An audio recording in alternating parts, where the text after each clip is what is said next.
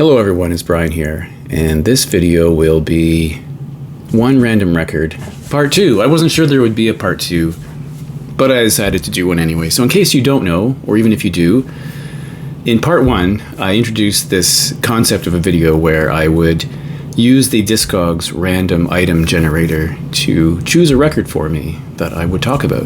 Now, I've done something similar in the past where I would choose several records and then immediately spend 30 seconds or a minute or two talking about that record. But I thought in this case, what I would do is have it choose a record for me and then take some time to reflect on it and come back and maybe have something to say about it. So, in that case, I could listen to the record if I wanted to. I could look it up and see what the reviews were, all those sorts of things. Think about where I bought it if I can remember, and I don't always remember. And inevitably, I think what will happen is I'll eventually choose a record that I have nothing to say about. So I got lucky the first time because I had a lot to say about that record. And I think I got lucky this time too with this choice, but that may not always be the case. So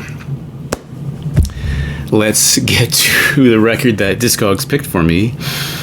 Maybe an oddball kind of record, but it's Rob Bass and DJ Easy Rock, It Takes Two. Now, some of you may not equate rap or hip-hop with me, but in fact, I do have what I call a small and vital rap collection. So look at this cover for a moment. We'll just admire the fashion on the back, too. Two outfits that I don't think I would ever wear, but you never know. I'm keeping my options open. This came out in 1988, and of course, the title track is a very famous track, and you're either singing along to it now or you have no idea what I'm talking about, in which case you should really watch the video and get a sense of what this song is all about. Now, before I say anything else about the record, I should give you a bit of background in terms of why I actually own any hip-hop or rap at all, and really it has to do with the radio station I was listening to. I've talked about this radio station many times. It's CFNY. Its initial tagline was the spirit of radio, which is reflected in the Rush song, The Spirit of Radio. That's where that Rush song comes from, or where that song is about, that radio station. In the early days, the late 70s, they really didn't find their footing yet. They were playing a mixture of kind of alternative music, but they were also playing things like Springsteen and some more mainstream acts. But they eventually became a really interesting station that played a lot of what we called alternative music that you wouldn't hear on commercial stations around here. So, for example, they would play the Smiths, Echo and the Bunnymen, Joy Division, OMD, Killing Joke, Pet Shop Boys. I could go on. Some of those acts were definitely commercial acts overseas and top 40 artists, but some of those acts here didn't really get any exposure. The only other place you could hear them was probably on campus radio. Now, having said that, they did have some format changes, and in the kind of later part of the 80s, they started to play a little bit of rap. So I think the first rap song I heard on the station was probably LL Cool J's I'm Going Back to Cali from the Less Than Zero soundtrack. And that's a song that I really grew to like. They played Paid in Full, Eric B. and Rakim, or Rakim, however you prefer. A couple of Canadian acts that were really important, Maestro Fresh West and the Dream Warriors. So those did get exposure. It wasn't a full-on change of programming to rap, but they did include some, as well as I think the Beastie Boys and that sort of thing. By the way, that station went through some ownership changes eventually, and before that happened, they messed around with their format one time notoriously in the early 90s, where they started playing things like Michael Jackson in conjunction with people like New Order, which made no sense to me at all. So eventually they changed entirely. They're not the same radio station they used to be. Anyway, that's the background on rap. But let me tell you a bit more about this record and how I came to know it. So this is a rap duo or hip hop duo from Harlem. They did this record, and then as the duo, they did another record in '94. I don't remember the title of it. I haven't heard it. Between the two, Rob Bass put out this solo record called The Incredible Bass, which I bought hoping it would be as interesting as this record, but it isn't. I believe that Turn It Out, Go Bass may have been a single. Anyway, so I bought that, played it a couple times, and it just didn't do anything for me. So although this is the record that came up when I clicked the random item. And as I mentioned in the previous video, my commitment is to do the record no matter what it is. As long as I haven't really discussed it recently, I will take a look at it. But the first piece of vinyl I opened from this band was actually a 12-inch single. And the reason I got it was because, and this is another large digression, but way back in that time period, I had some friends, and one of the friends, his parents owned a cottage way up near Algonquin Park. You wouldn't consider or associate Algonquin Park with rap music, but here we go. So that cottage was a 4.5 to 5 hour drive from where I was living at the time. And so that was quite a commitment, because if you left Friday after work or after school or whatever you were doing, you wouldn't get there till 10 or 10:30 probably. And you're driving through these long stretches of roads bounded by forests with moose occasionally. And then you end up in bear country at a cottage which has a lake that is really, to be fair, too cold to swim in. So I rarely went in. However, they were always fun.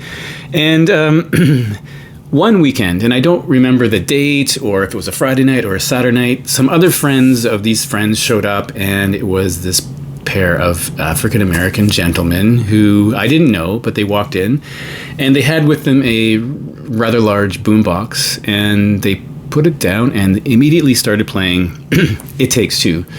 And I was sort of transfixed by that moment, because it's just, well, there was a funny conversation, which I can't really relate here, but maybe shouldn't relate here. But anyway, that song, initially I felt was a little so different from what I usually listen to, even the rap that I had heard, that I wasn't sure what to make of it. But after the weekend ended, and I had heard that song 30 or 40 times over the weekend, it seemed, I think I grew to like it. And by the end, I think I probably could have recited the lyrics for that song. So eventually, I was in a record store, and I don't remember where, but I bought this 12-inch single for It Takes Two in the generic sleeve. I believe there's a picture sleeve somewhere of this. This has It Takes Two, the 5-minute album version on one side, and on side B, it has the instrumental version. So if you're brave enough to attempt to rap to that, you can pull up the instrumental version and try that. So I had that for a while, and eventually, sometime after that, and again, I don't remember the date, I walked into a record store, and I saw this sitting there for a good price, and I thought, this is something I have to own, because at that point, I'd only heard 3 tracks from the record. So this is, again, I don't remember the date, but I bought this record primarily on the strength of the lead single, It Takes Two. Now, my understanding of this record is that they needed a full-length record to back the single. The single had been released, and the record company, I think, wanted them to have a full-length record. So they went into the studio to do this. I don't think Rob Bass, apart from those 3 records he was associated with, I don't think he makes music anymore, but I think he still produces, I think. So I think that is the title track is the best track on the record. But, I mean, you may disagree. So just to give you some context, the second single was Get on the Dance Floor. So this is another 12-inch single. This has 5 versions of Get on the Dance Floor. So let me tell you what they are. There's the Sky King remix, the Surgical Sky King dub, and on side B we have the hardcore remix, the easy rockin' bonus beats, and the original album version, all written by Rob Ginyard, which is Rob's real name. You'd have to be in a special kind of mood to play all 5 of these at the same time. I've done it once, but honestly, this is really probably intended for DJs, and I can't tell you which version is best on here. It's okay. It's not as good as It Takes Two. And then after that, they released this single called Joy and Pain, and this has 3 versions of Joy and Pain. We have the World to World remix, the No Rap Attack dub track, and Robapella, and then a track called Times Are Getting Ill. So interesting. So this is from a period where a lot of rap artists especially were using samples. So if you know that track, you already know there's a ton of samples throughout this record, and the most famous one is probably in It Takes Two, where they sample James Brown produced track by Lynn Collins called Think About It. So you might know, if you know the song, there's the refrain, It Takes Two to Make Things Go Right. That comes from the Lynn Collins song. There are other samples scattered throughout here. I had to look these up. The Galactic Force Band is the place where they get that opening kind of synthy sound to the track.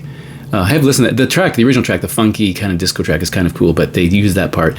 And then throughout the album, they sample the Jacksons, they sample Boney M, Thin Lizzy, James Brown, a lot. There's more. I mean, I'm just scratching the surface here. So they put together a lot of samples and come up with this really intriguing record. So I'm not going to go track by track, of course, but I will say that It Takes Two is probably the best. Joy and Pain is pretty it's enjoyable. It's just not quite up to the same level. I think Check This Out is good. Creativity is really interesting. Let's keep it going now. The one song I will point out, because it's different and maybe less interesting, is Crush. So I have a feeling that in many rap albums, there's sometimes a concession to make sort of a romantic kind of love song, if that's the right term for it. So in this case, they sing this track called Crush, which I don't think it really works with me. For me, it's kind of like a mediocre, sentimental rap track, and it's not so different from when you'll have a metal act or a hair metal band putting a ballad on to appeal to the women, perhaps. Maybe that's what it's all about. So I didn't really love that. I mean, Maestro Fresh West himself was guilty of that. There's a really schlocky song on his first record that I don't really like. So this album, to me, is a bit uneven. It Takes Two is a stone cold golden era of rap classic. I mean, if you don't like that, there's no hope for you liking any other rap music. Although I did play it for my daughter one of my daughters a while ago, and she was kind of horrified by it because I'm not sure if it was the video or the song itself, but it's not a passive rap song. It's really kind of aggressive. And again, if you don't know it, you should probably watch the video. So every time I hear that song, I should tell you one other thing. So these guys that came to the cottage were from Toronto, and by their own admission, they had never been outside of the city before until that particular weekend. So, after blasting the song a few times, they went outside and they looked at the sky. Now, if you live in an urban area, you probably already know that the light pollution compromises your view of the stars. So they looked up and then they sat down and stared at the sky for a couple of hours because they could not believe what they were seeing. If you're in Toronto, you definitely see stars. Venus comes out very early, you see that. But to get a full view of the star fields, or whatever they're called out there, is something you can't really do very effectively in Toronto because of light pollution and probably smog as well. But up north, you have a much better view. So they were stunned and they just took it in. It was really interesting to see. So whenever I hear this song, I think of two things. I think of that weekend when these guys showed up with that song.